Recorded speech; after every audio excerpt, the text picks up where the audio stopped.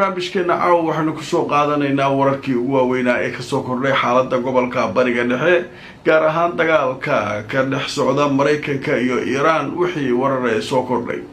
haddaba wararka ugu dambeeya barnaamijkaanu ku faahfaahinayno waxaa ka mid ah Iiraan oo caawa mar kale sheegtay inay soo riday diyaarad kale oo uu Mareykanku leeyahay. sidoo kale waxay sheegeen in Mareykanku ay duqeeyeen makhaasiino lagu kaydinayay qamadiga iyagoo u qaatay inuu hub ku jiro halka Mareykanka oo arrinka beeninaya.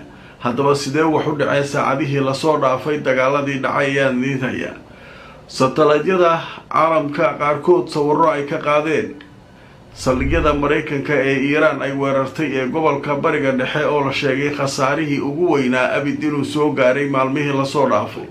haddaba sidee wax u dhacay maxayse ku garaacday Iiraan barnaamijkan iyana ku faahfaahin doonaa. qodobadaas ayaynu barnaamijkeena caawa idinkugu haynaa. waan hubaa inaad si weyn uga hesheen wararkii macluumaadka aanu kusoo gudbanay barnaamijkaygii koowaad iyo kii labaad ee maanta.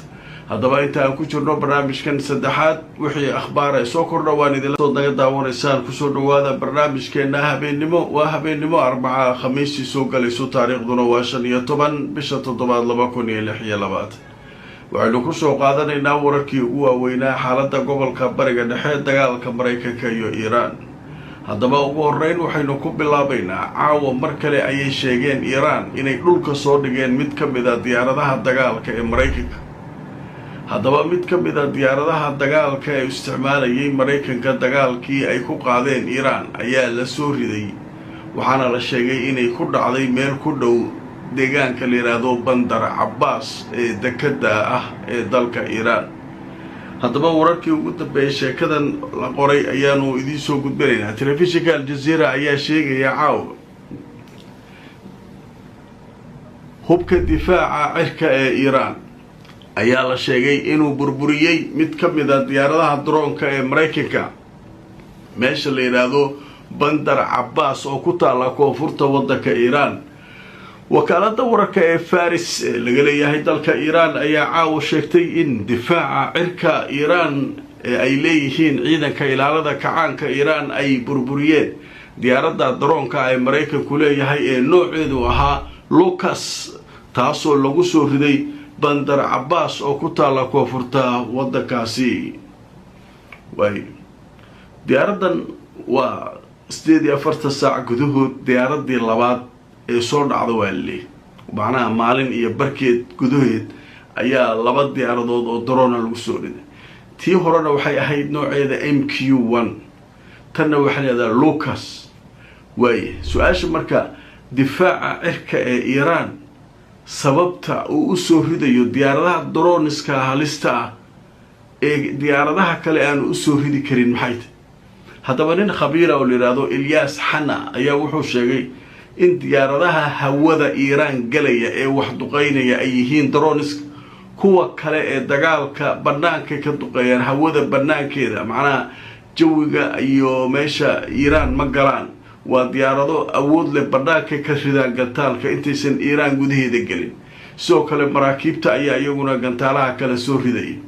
marka waxa hawada Iiraan isku biimeynaya ee galaya waa diyaaradahan dronesku leeyahay. marka difaaca cirka wixii hawada Iiraan soo galo qaramsanaya kuwan droneska marka soo galaya kuwan sidaas marka lagu soo ridaa leeyahay. marka waxa leeyahay waa diyaaradii labaad ee ay soo ridaan ciidanka ilaalada kacaanka Iiraan. qodobka kale ee barnaamijka caawa aynu ku soo qaadanayno muran xoog leh ayaa jira. Iiraaniyiintu waxay leeyihiin nimankanu waxay burburinayaan makhaasiinadii raashinka ku jiray. qamadi meelay ku kaydsanayd ayay baabah ka dhigeen Mareykanka oo qamadigu mahuba maxay u baabiinayaan. Mareykankii marka waa ceebaysan yahay marka taliska dhex ciidamada Mareykanka iyaguna waxay leeyihiin baawa waxaas meel qamadi ku jira anaga maana taaban. iyo warbaahintii Iiraan soo bandhigayso le waa kan qamadiga la burburinaya oo hubka haday naan garanayn meesha uu ku jiro qamadiga dadka shacabka iyo cunadii dadka ma la baabiinaya.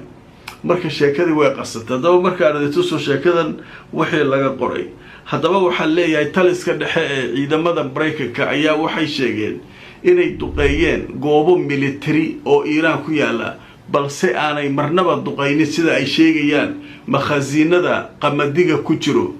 haddaba warbaahinta rasmiga ee Iiraan ayaa waxay sheegtay in ciidamada Mareykanka ay duqeeyeen magaalo ay markaa ku yaaleen makhaasiinada qamadiga kaydka ah ee dalkaas uu leeyahay. waxaana Mareykanku ay sheegayaan in arintaasu aanay saxiix ahayn oo markaa aanu jirin warkaasi oo la been abuurayo. marka arrinka marka way sayaan nimankan Mareykanka iyo Iiraan waxay leedahay ninkan meel militariyan baabi'iyo kana baabi'iyo hub maahane qamadiyu dhagta ka saaray leey jawaanadii qamadiga ku jiray ayuu ninkan burburiyay. Mareykankiina wuxuu leeyahay been way waxaas wax ka jira ma jiraan. marka sheekadu marka iyaduna wararka cusub ay ka mid tahay la isku hayo. haddaba war kala soo baxay haddana cusub caawa warbaahintu ay ka hadlayso waxaa leeyahay satellite-yo ayaa waxay sawireen saldhigyada Mareykanka ee gobolka.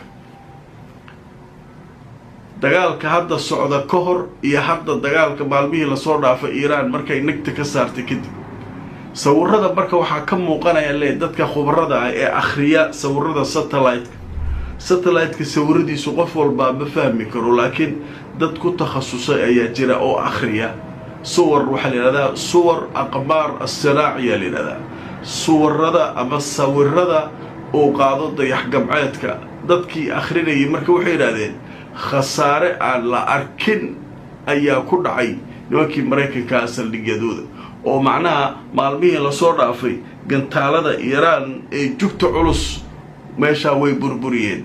haddaba marka aan soo wararkii ugu dambeeyay jirada la yiraahdo Ra'yul Yawm ayaa waxay leedahay sawirro lagu qaaday dayax gamceedka oo cusub ayaa muujinaya khasaare weyn oo weeraradii Iiraan ay u geysteen saldhigyada Mareykanka uu ku leeyahay Urdun iyo saldanada Cumaan iyo Qatar.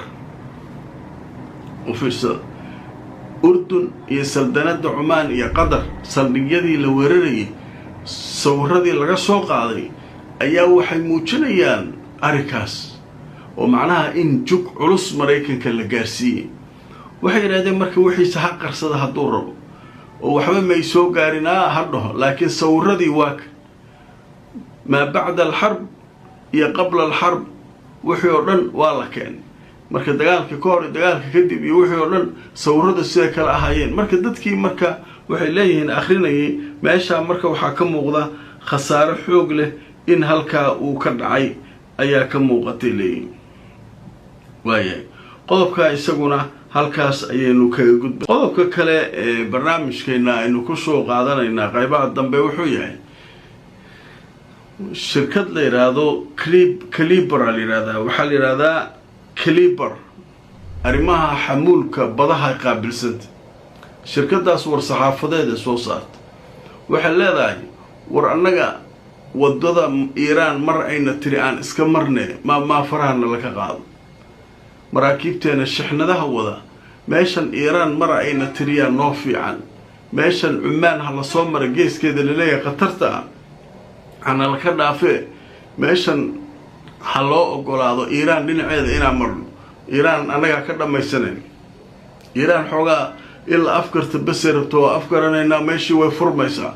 Mareykan oo culeyskan ka qaad meeshan waa shirkadihii waaweynaa ee adduunyada laga yaqaanay ee arrimaha shixniga ama xamuulka iyo maraakiibta iyo qaabilsanaa shirkadihii ugu weyneed kamid ah Caliber la yiraahdaa.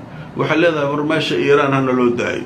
haddaba marka aan soo warbixintan oo goordhow la daabacay Caliber oo ah shirkadaha xamuulka qaada badaha mara kuwa ugu waaweyn ayaa waxaa la sheegay inay doonayaan wadada Iiraan ay aaminsan tahay in la maro in iyaguna ay aaminsan yihiin in wadada ay mari karaan.